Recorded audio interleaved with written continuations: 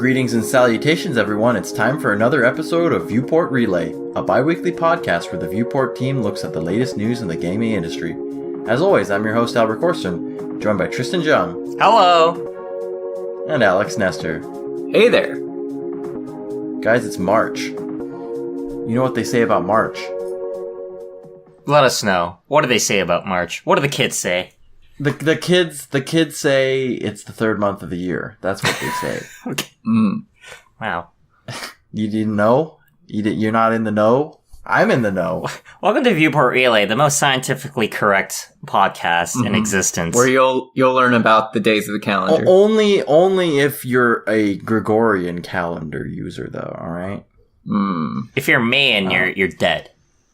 That's true, right? Mayan? Mayo. If you're Mayo. If you're Mayo, you're probably not alive. Yeah, you're probably not a talking human being, but we don't discriminate. You should probably still tune into episode 23 here. And I'm gonna preemptively call this episode the Nintendo EA Power Hour. Hint, we got a lot of Nintendo news. We got a lot of EA related news. EA Studio related, not necessarily about EA themselves. So get ready for an episode of ups and downs. You know. I'm buckled in. You're buckled in. Let's go. Alex, you buckled in? Yeah, I'm ready for this roller coaster. Let's get in there. Alright, we're going up, and the first ride is What You Been Playing. Wow, wow, wow, wow. And if you guys only say Final Fantasy... Oh my goodness. If you guys only say Final Fantasy 14, I'm gonna be sad. Uh-oh. Well, I actually haven't been playing Final Fantasy because... Well, I mean, for 1 week, I guess? That's a lie! For 1 week, when I was in Colorado, I did not play Final Fantasy. Did you play anything? I played a little bit of Smash, Super Smash Bros. Ultimate, with my manager. And I whooped his butt. I thought you were gonna lose and be like, oh... No, I whooped his butt. He was asking me for private lessons. I played random, okay? Are you allowed to just go to a manager that you have and ask for private lessons like that? Isn't that... He asked me for private lessons after I whooped his butt. Oh, okay. And he's the one that initiated the challenge. I didn't even want to play Super Smash. Did you play anything on the plane? I played Coven of Dusk, the thing I was talking about last episode, the dungeon crawler. I made a little bit more progress. Very grindy, but what can you expect? So, nothing new from me. I think dungeon crawler and grindy just kind of go together. That's true. Alright, Alex. You have anything to report from the land of Eorzea? Alright, so Eorzea has been good to me. I've been doing some hardcore crafting. Been making an extreme amount of gil in the past couple weeks. Other than that, just doing... Oh god, I did Eureka Anemos, the first of 4... I don't even know, 4 levels of hell, I guess. I think I'm done, though. 4 circles of hell. The people want to know, though. Yes? Is there a house? Do you have a house? House update. There's no house to report. Oh my goodness. We're still homeless cats. We're hoping that someday Yoshi P will re-enable the house destruction thing, because I'm pretty sure a lot of people just don't log on anymore. So, before Shadowbringers, hopefully, so, they don't come back. So first you tell me, Tristan Jung comes to me, and he's like, look, I haven't gotten that Mahjong title yet. Well, and now you're telling me you're still homeless. Look, we're built on false promises. That's just... our Final Fantasy 14 career in a nutshell. That's just ViewportGaming.com. But that's all in Eorzea for now. Stay tuned. Stay tuned. What about you, Albert? Are you Kingdom Hearts? Are you Nomura? Are you Nomura's right-hand man? Are you gonna make Kingdom Hearts 4? No, that was weeks ago. Oh, you just done? I have moved on. Yeah. DLC confirmed, but who knows what? It's 5 years for the game, 6 years for the DLC. I don't know. Maybe Final Fantasy VII Remake is going to be the DLC of Kingdom Hearts 3. Maybe we... Shibuya, right? People complained there wasn't enough Final Fantasy, so now they're just going to put Kingdom Hearts in Final Fantasy, like the whole world. Completely integrated at this point. Exactly. Oh, Verum Rex, right, Tristan? Oh, yeah. Verum Rex is my favorite video game. I played that over Kingdom Hearts 3, to be honest. It looks interesting. It looks like Final Fantasy 15. But anyways, I got a new console. How? Don't you have all three already? I got PlayStation VR. Oh. And I spent all my money buying every game on that thing. Including all Skyrim three? and Fallout? All three? Okay, I didn't get Skyrim or Fallout. Or Doom. You didn't get Skyrim? You have Skyrim No! on 10 platforms. 11th won't hurt you. I only own it on 2 platforms, alright? That's more than enough. But I've been playing a lot of Beat Saber, because it's amazing. Hell yeah. And I've been playing a lot of Super Hot VR. And it's man, amazing. that looks sweet. What's your favorite song in Beat Saber? I like Escape. All of my other friends are League players, so they all play KDA because that's in that game. And then what else? I played Astrobot Rescue Mission, and that game is amazingly fun. And I kind of want to buy like Moss VR because I hear that's really fun.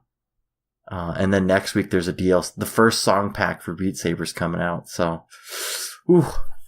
All right, let's begin the news day. News weeks, news day, News fortnight. You know, 2 weeks is called a fortnight. Oh my god. I'm done. I'm just out of here. See you guys later. Anyways, we're gonna start off with Nintendo news. We've got a game announcement, one that everyone knew was coming, but wanted to know more about. We've got Pokemon Sword and Shield. Woo! Alex, did you see that? You saw the trailer, right, Alex? Oh yeah, I watched it, of course. All right. What are the hype levels at for you gentlemen here? I'm lukewarm at the moment. I've been a little burnt out on Pokemon personally. The last couple of gens just didn't really catch my attention. Like I can't even remember what it's called, the Alola region. Alola. Yeah. That didn't really catch my fancy at all, and I knew it ran pretty terribly on 3DS. But I mean, this one's on Switch, so hopefully it'll run very well. But at the same time, it does look kind of old still, in a way. I don't know. It's hard to describe. The graphics aren't amazing, but I guess that's expected at this point. Tristan? 3D Pokemon, excitement level, 10 out of 10. Oh. New Really? starters that look like they've been copy-pasted and they have different color palettes, 3 out of 10. Mm-hmm. 1 point for each starter. Exactly. I will say, I didn't bring it up during the last part, but I've been playing, I also got a Pokemon Let's Go Pikachu last week, and I've been playing through that as well, and that one's kind of okay, not great, okay, but in regards to this one, yeah, looking pretty good. I don't know why I put such big gaps. What is going on? I like the region. What do you guys think of the region? What do you think of the steampunky?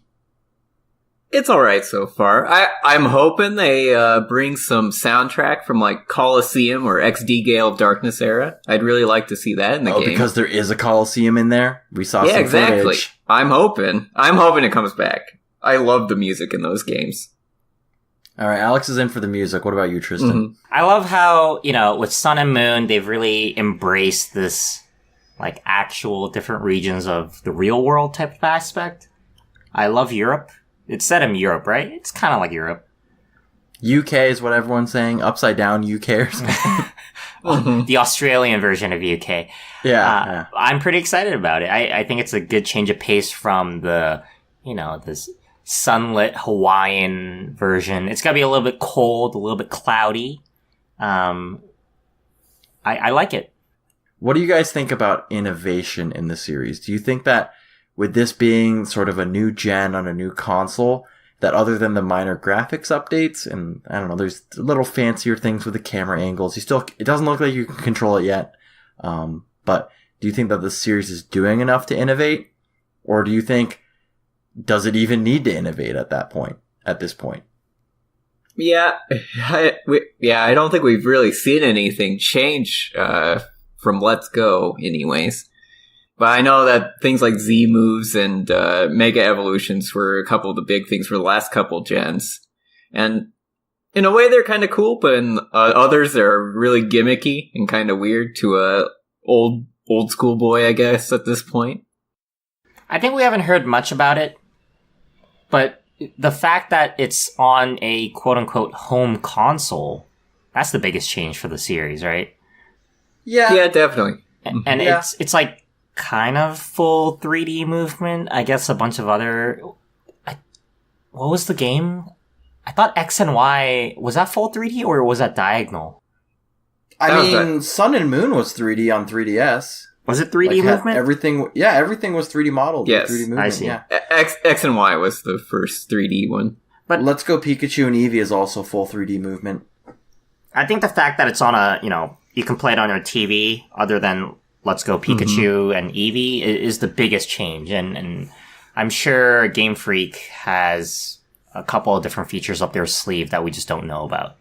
Mm-hmm. You can play Let's Go Pikachu Eevee on your TV, but it's probably the worst experience ever. Oh. You're only allowed to use single Joy-Con as a controller. Oh. Yeah. So one of the things one of the huge things I love about Let's Go Pikachu Eevee is that you don't fight wild Pokemon anymore. Mm-hmm. You can see them on the map, and when you run into them, you try to you just throw Pokeballs. It's like Pokemon Go, right? You don't actually fight wild Pokemon. And the nicest thing is you don't have to fight a billion Zubats to find the one Pokemon that you want in the caves, right? I kind of wish they sort of took a step back, but also kept that, as in you can see the wild Pokemon roam on the map. So if you want to catch a specific Pokemon, you can run into them. But at the same time, you still have to fight the Pokemon. Essentially, I just hate the RNG of having to always fight things all the time. Mm-hmm. Unless you bring a mountain of repels. Yeah, exactly. And then it's that, but I also like this Pokemon Let's Go Pikachu is one of the first games where I'm really tempted to actually finish my Pokedex. Because if I'm missing a Pokemon, I can just run around until I find it and just walk into it instead of let me walk in between these 4 things of grass 500 times. I just like that concept a lot better. And we haven't seen enough. Maybe we did see that you do fight wild Pokemon again, but they showed walking around grass, but I don't know what they're doing exactly with that. We'll have to wait. The little crouch sneaking in the grass. Yeah. People were saying there were rumors that you can enter a mode where if you walk slow, you won't run into Pokemon, or the opposite, where if you walk in that mode, you will run. So if you don't want to fight anything, you don't have to. But then it's what's the point of repels at that point? So, I don't know. You gotta speed run fast. Can't go slow. Can't go slow. And to finish it off, we got the most important question. Guys, I need your answers for what Pokemon you're gonna start with. I put Scarbunny. Why? What's your reasoning? What's your Scorbunny? Is this Scorbunny? It's Score. Oh no, Scorch. I spelt it wrong on our Twitter. Mm-hmm. Tristan. Scorbunny. It's like Scorch. To the dungeon but it's you go, bunny. Tristan, for 2 weeks. That's why don't hire me as an actual social media manager. As an extra Twitter correspondent. The water one looks a little derpy. Sobble, he's nervous, alright? It's nervous. The grass one looks a little derpy. Mm-hmm. Isn't that kind of all Pokemon in general, though? Actually, all of them look derpy, but the bunny looks the happiest. So Okay. I'm taking the optimistic one. He's gone through some stuff. He has band-aids on his feet and his nose. He's a boxer. Yeah, he's a fighter. He's gotta, bandage his limbs. Alright, Alex. Ready for yet another firefighting type. I think I'm going with Grookey on this one, the grass type. I'm always the black sheep of the bunch. I like picking the type no one likes. So grass it is. Man, I'm all in on the Grookey hype train. Oh man. Give me more chimp. Welcome, brother. Thank you. Give me more of my chimp boys. They say it's overused. They say it's reskinned. I don't care. Give me my chimp, boys. All right. Oh, what's that? What? Twitter correspondent Tristan Jung. Hello. Is that you? Hello. Where have you been? Where have you been all this time? My name is... No, wait. How did it... I'm Tristan Jung, Twitter correspondent Are you Tristan Jung. having a brain aneurysm? I'm trying to remember what my line was. Reporting in from Twitter.com, we asked our listeners...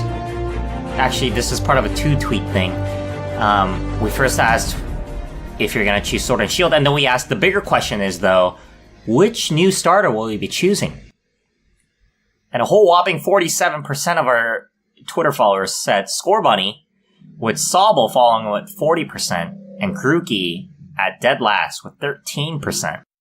All right. It's looking rough. All right. It's looking rough. Everyone's joking that the final evolve for Sobble is going to be some huge buff water monster. Oh, that's already Swampert, though. You gotta think it outside the box. That's true. Grookey's just going to be a giant ape guy. Mm-hmm. Scorbunny is just going to be oh god, what's it called? It's gonna be Incineroar. a Blaziken, except it's a rabbit. Another instead. Incineroar? Another Incineroar. Another wrestler. It's going to be a boxer this time or something, though. I don't know. Mhm. Little Even though we Mac. already have Hitmonchan. Yeah, it's going to be Little Mac. What about the other question we asked? We had 73% saying Pokemon Sword, but I mean, it was the first option in the poll, so it might be some positional bias going on. Ooh. Plus, we don't know anything about the differences in the game, so why would this even matter? Although we had at Dreology619 say there's no option for both, so that's on me. Oh, Some people do like buying both. Mhm. Interesting.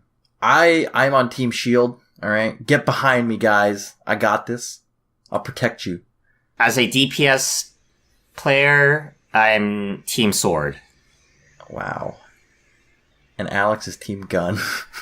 Yep, Team Gun. I should be Team Gun. I'm- I'm the machinist. I'll go with Shield no. as well. Yes. You know what? Grookey Give me- Shield. Give me 2 copies. I want dual shields. Ooh. Oh, here we are. This is where we're at. Next thing, guys. We're moving on. Pokemon, goodbye. Goodbye. Hello, labor statistics. Ooh, yes. Sexy. This is what I've been waiting for. We got some 23 interesting. episodes. Finally. Yeah, they've been waiting. It's here. It's finally here. We talked about fiduciary duty, and now it's time to get into some labor statistics.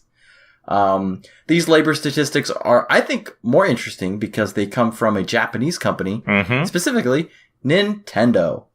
So I'm gonna drop some stats on you, and then I'll ask you some Packing or lacking, right? No. I'll ask you some head scratchers. Okay. So first we have a number of employees. This is Nintendo Japan only. We have 2,271. Average age of their employees is 38.6. Mm-hmm. Average length of employment, 13.5 years. Average workday, 7 hours 45 minutes. And average salary is $80,000. Let's go into... Well, what did you guys find the most interesting first? Do any of these stats surprise you? Average length of employment, 14 years, or, Mhm. rounding up. That's insane. Average is 14 years. Yeah. Mhm. Coming from Bay Area, like, where average is, 1.5 years, I can't even Yeah, imagine. It's a very odd thought for Western communities to see these kinds of lengths of employment. It's typically something only in Japan that they work in one place so long. Something that interested me was that the average workday is only about 7 hours and 45 minutes. I guess Sakurai is making up the remaining 20 hours a day. But yeah, that's really interesting that these statistics came out like this. So I found the workday statistic very interesting as well. And it made me question how accurate and credible are these. I definitely thought that because, yeah, they're known for overworking sometimes. And then just be like, oh, those don't count because reasons. Mm-hmm. Every It's hour unaccounted Sakurai's on hours. his IV bag, it doesn't count because he's technically in the hospital. Oh and not at no! work. Don't say that. He's making his game. He's got to do it. So I don't know. I have heard stories, and from specifically Miyamoto and what's his name, the guy who comes up for the directs nowadays, the guy who showed off Mario, The president, Koizumi. Koizumi. Yeah, they've both gone on record in saying that the working conditions at Nintendo Japan are actually very good. Obviously not for directors. I assume it gets worse the higher up you are. I feel like that's a thing in Japanese work culture, where the more senior you are, the more harder you're expected to work for, like, to show like you're under. I don't want to say underclassmen because that's not the right word. What's the word I'm looking for here? I mean, And don't say kohai. juniors. Juniors. Yes, Subordinates. I mean, you're juniors. Because you're sort of like the mentor, right? So you need to work the long hours. So, what do you think these numbers compare to possibly? We talked a couple months ago at this point about working conditions at Rockstar, right? Mhm. Mm-hmm. And how we've heard a lot of bad stories about U.S. companies, especially in the gaming industry in terms of crunch time. Mhm. How do you think the Japanese industry in general might relate to this? Would you think it's, I mean, we don't have numbers on, obviously, everyone, so do you guys think it's better or worse or about the same? I think you'll probably find that it's very similar, but obviously maybe partly due to how they stay in one place of employment for so long, they don't really want to bad talk someone who they've been working for over a decade. Do you think that the big, like, sort of how big Nintendo is, that, I don't know, they just have more manpower at their disposal, that maybe if you need people during crunch time, you can pull people off things, or if that's not really the case?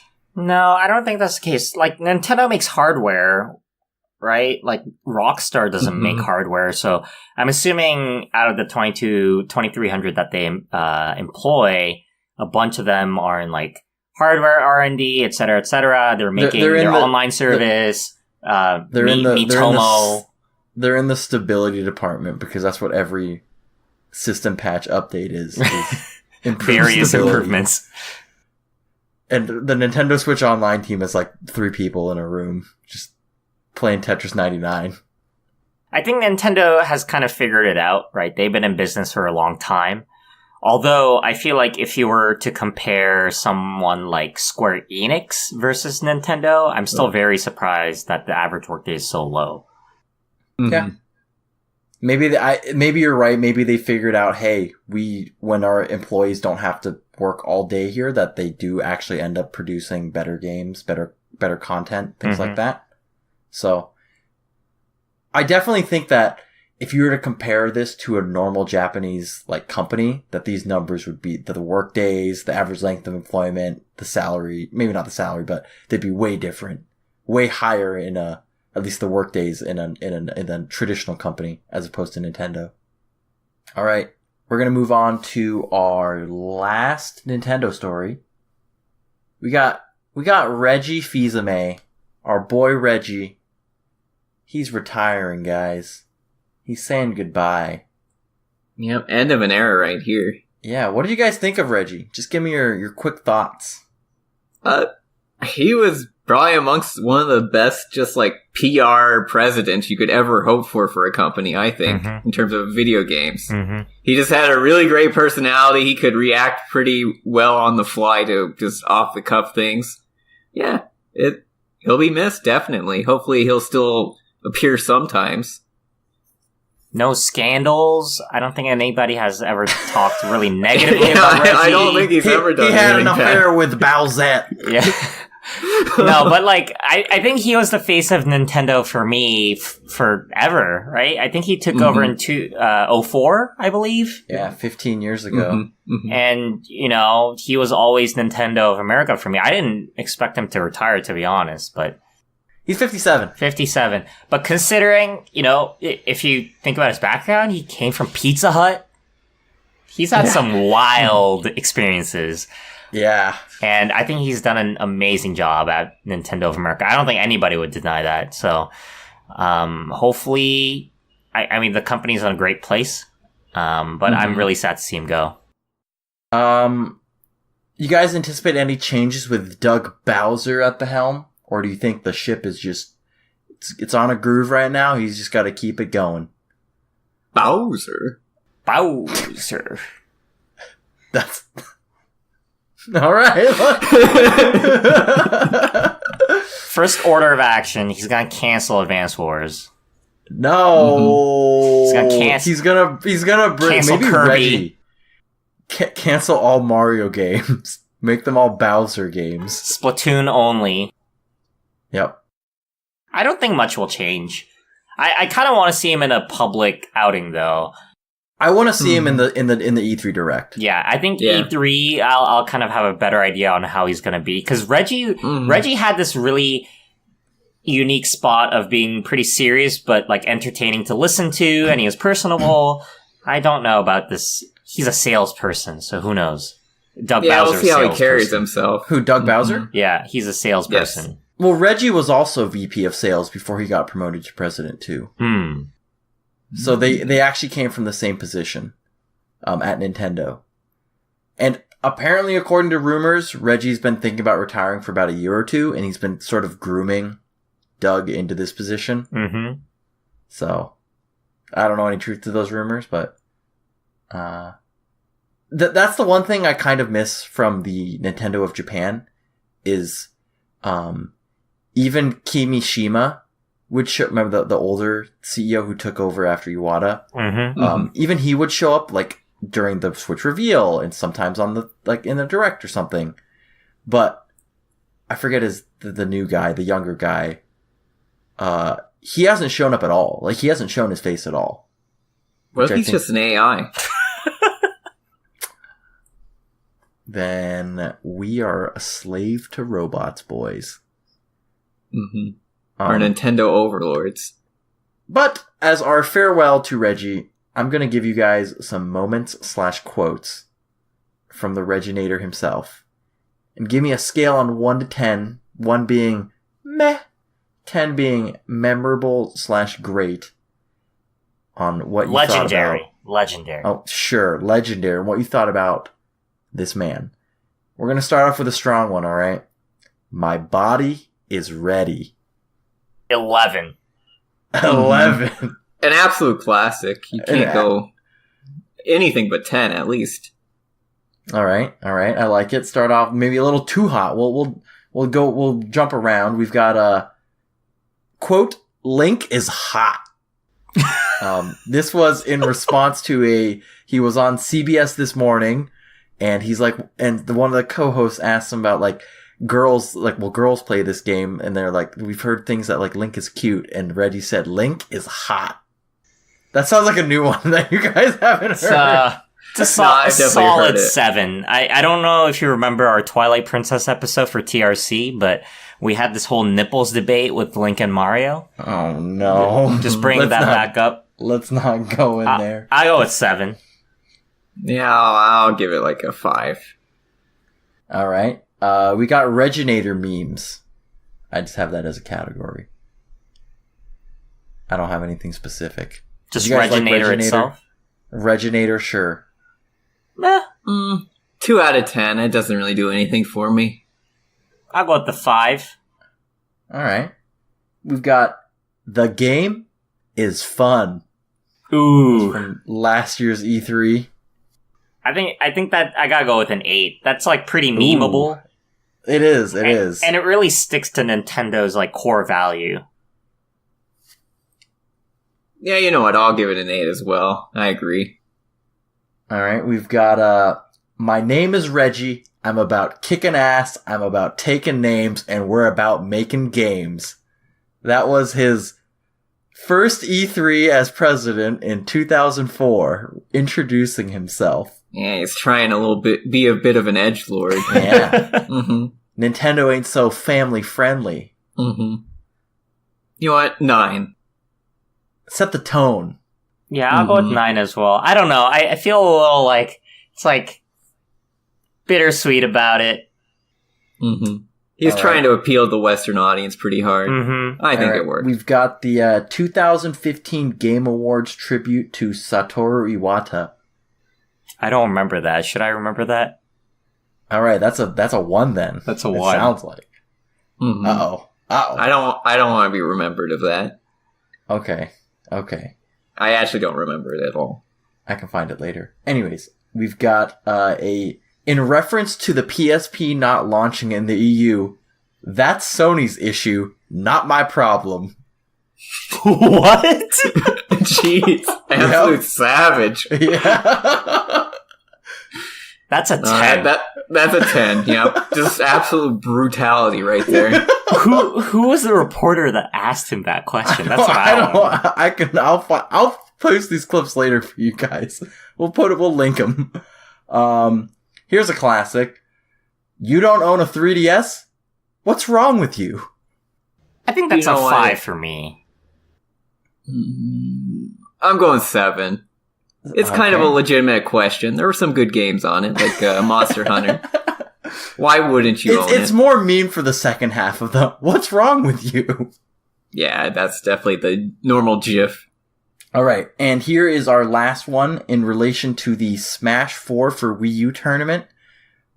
Yes. Talking to Hungrybox specifically, a very famous Melee pro. Oh, Uh, I was waiting for this one. my opportunity is coming with Smash on 3DS. Now I'm gonna play it on the go, and I'm gonna be able to come back up next time and kick your ass.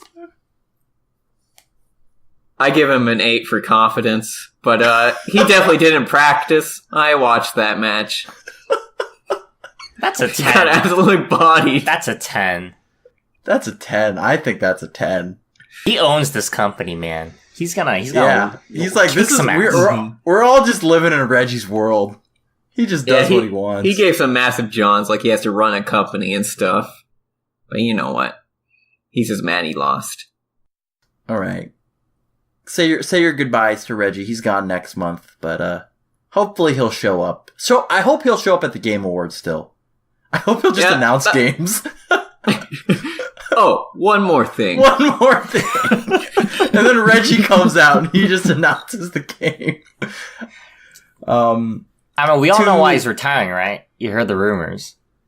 He's gonna He's gonna run for get good president. at... I thought he was gonna get good at Smash and kick Hungry Box's Yep. ass. Finally, after all these years, I have the this time. is revenge. Let's split up our... We're going to get into EA news after this, but we're going to split it up in the middle. We're going to talk about fighting games, because who doesn't like fighting games, right?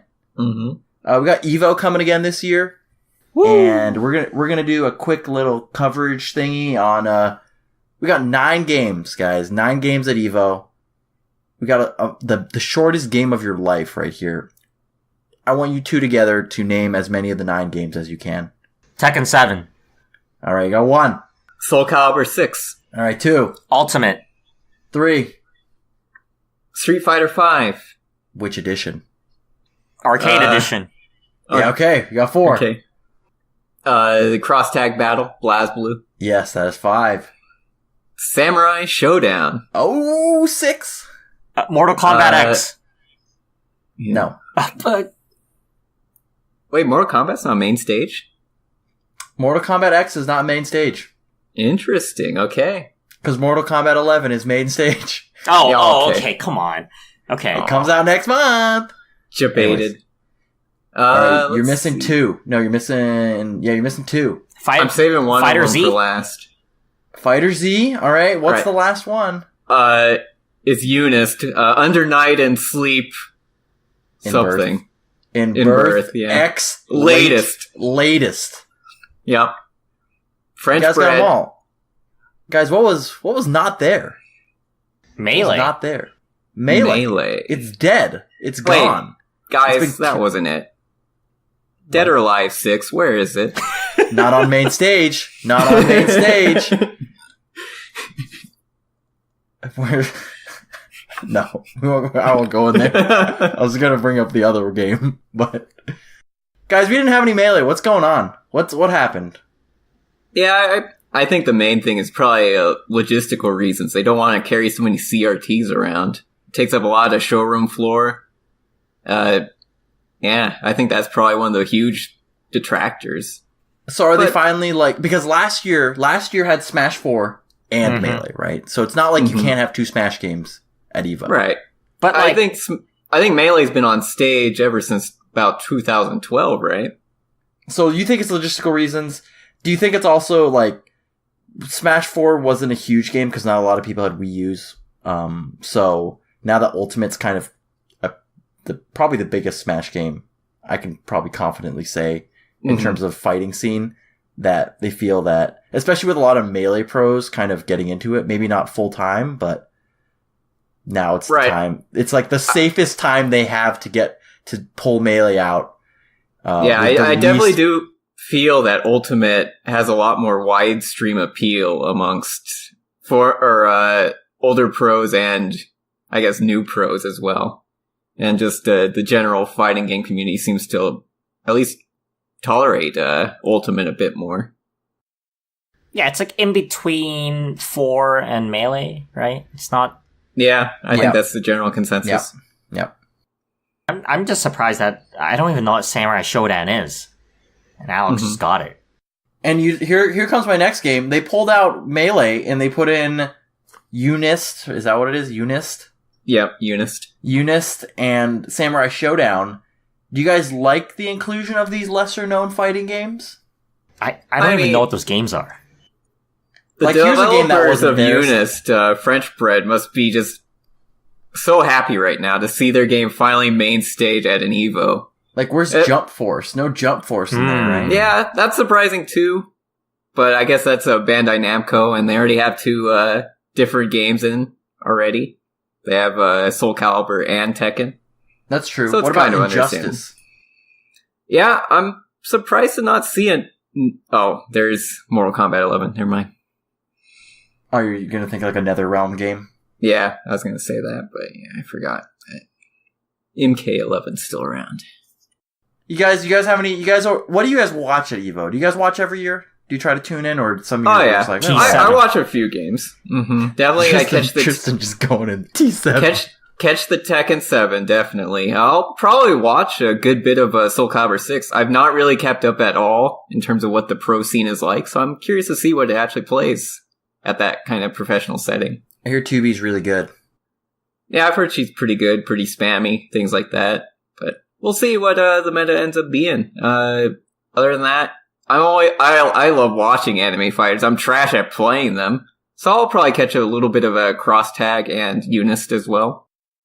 Anyone here, I don't know if it's just me, but I always watch Street Fighter Grand Finals. Every year I watch it. Yeah, I'll usually catch the finals. I don't know what happens in Street Fighter at all. I don't know how to play, but I always watch the Grand Finals, and it's always hype. And then any DBFZ watchers here? Any Sonic Fox fans? Tristan, huh? What are you insinuating? That you like Dragon Ball? Oh. Am I a furry? And then the guilty pleasure I gotta find is the underground stream that's going to be showing the Catherine tournament. It's always a hype one. Oh, you gotta let me know on that one. Is that going on? Oh yeah, Catherine always happens. You just gotta find the stream. Are they gonna play the full body or whatever? Is that gonna be out by then? I don't know. I don't know what edition they're gonna be playing. They might be doing the PC edition. I'll have to watch some Samurai Shodown because I have no idea what that is. I've seen a little bit of footage. It looks pretty funny, so yeah, it might be good to watch. All right, we're gonna have to hurry things up. This is a side note. We're gonna have to hurry things up, otherwise we're gonna go over time. But who needs to talk about Apex anyways? Everyone plays it let's already. go into the second half of our show where we're gonna talk about EA and the true kings of highs and lows. We'll start with the high. The angel and devil. Yeah, we got Apex Legends. 50 million players. Woo! Yep, just under a month at this point, I think, of being out. I think they're tracking faster than Fortnite. Yes, that is true. Yeah, they are tracking faster than Fortnite. So here's my question. With this game gaining so much ground faster than Fortnite, we talked about last year, right? We thought 2019 Battle Royale's still probably going to be big. We didn't expect it to get bigger. we were like, hey, Fortnite's probably the peak. But no. Mhm. It's still there. And my question is, do you think that developers out there who are hesitant on jumping on a battle royale game at this point, should they just, like, if your game is unique enough and good, just full systems go, there's the audience out for it? As in the player base is out there? Potentially, but it's also difficult at that point when people are starting to gravitate towards two major titles. It might be really hard to get your lesser title, even if it has some cool, innovative mechanics in it.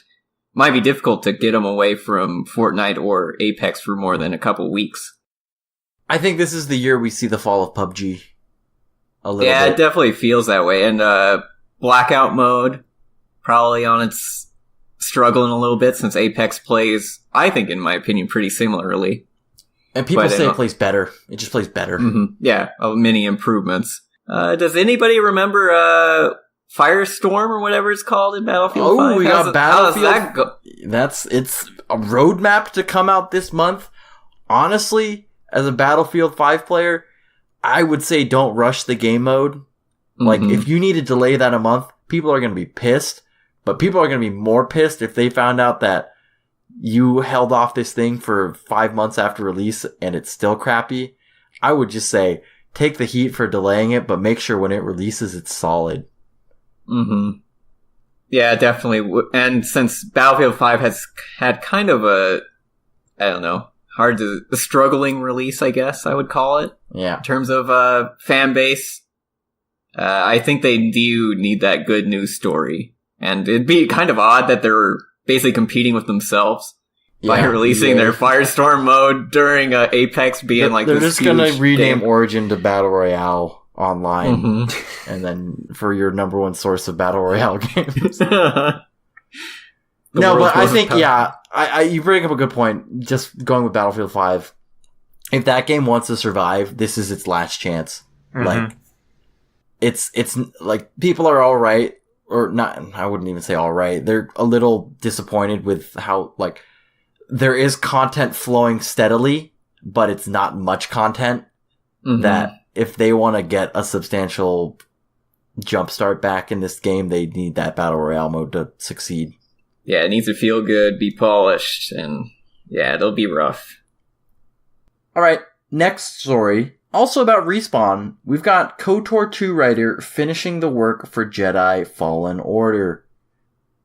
This is very interesting. Respawn has this huge game that's come out, and then just based on the E3 announcement last year where they told us the title of a game with Vince Zampella just standing up in the audience. It's gonna be real good. Yeah. Especially with Anthem, people feel like they don't have that much high hopes for this game.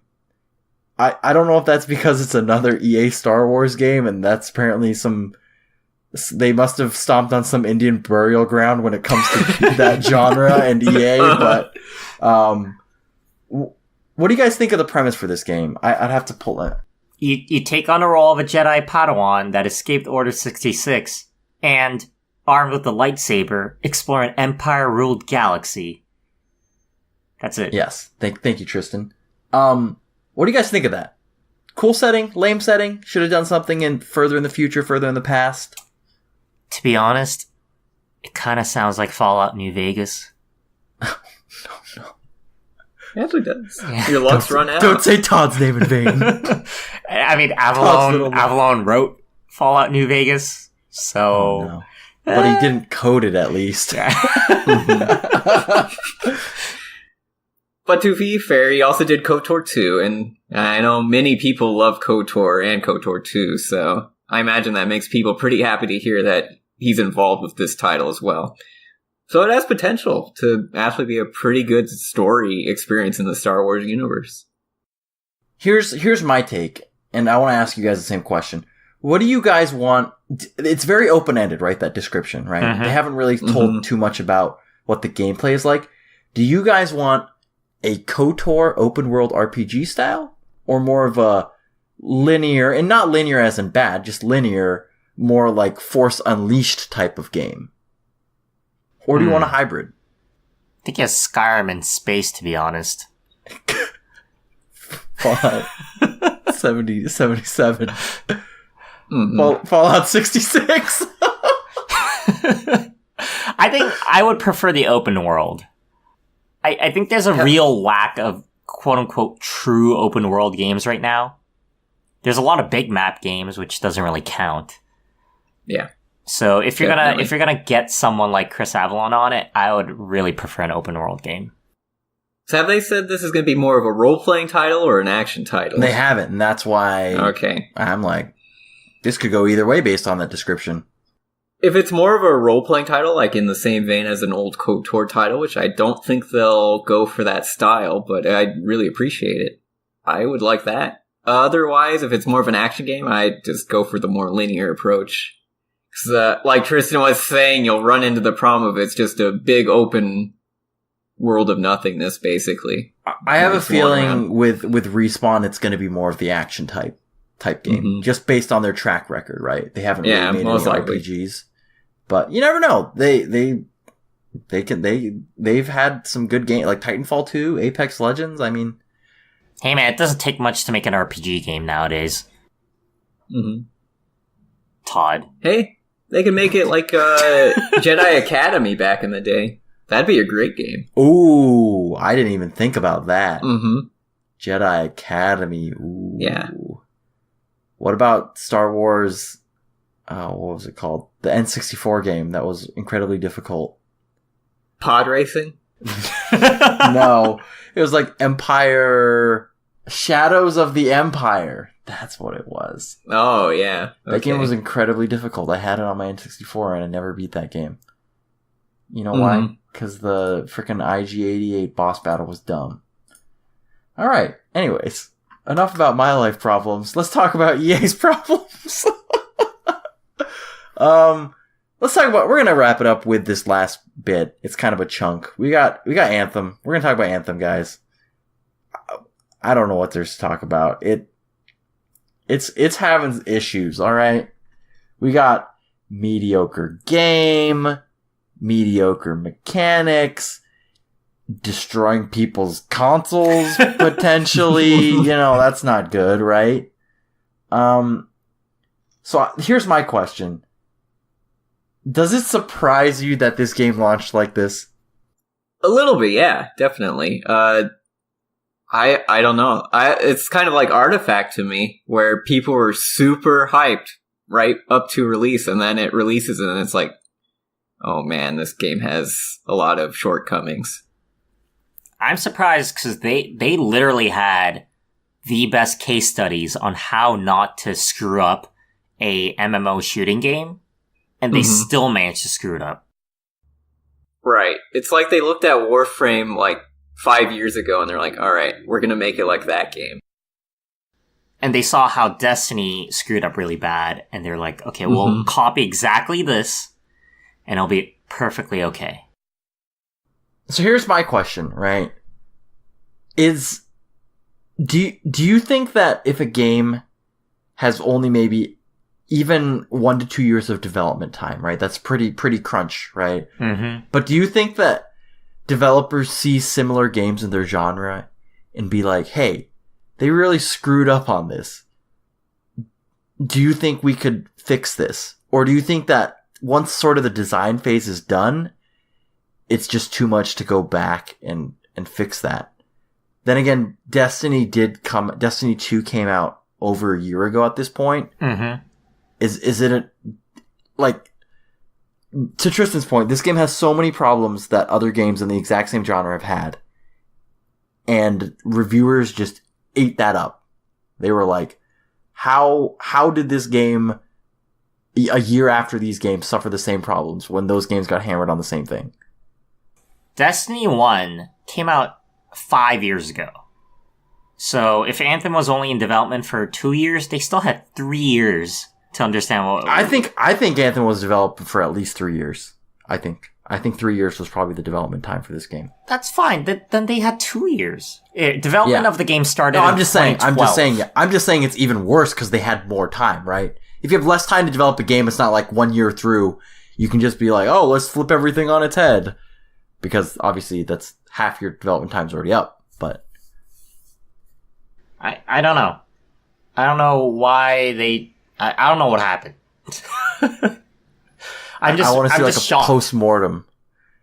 And it leads into a sad follow-up question, but with sort of how much time they potentially had to make this game, do you think EA's just gonna sort of say, all right, BioWare, see ya, you're done, layoffs? Yeah, it's definitely rough because Andromeda very similarly just kind of belly flopped itself on release. Yeah, I think it's going to be rough times for BioWare in the future unless they got some hidden project up their sleeves that they're using their main force for, but I believe this was their main title. And it's kind of weird, right? Because with other EA games, right? Battlefield, that's the one I'll point to, right? Mm-hmm. The gameplay was solid. A lot of people hearkened on lack of content. And what can fix lacks of content is more develop time.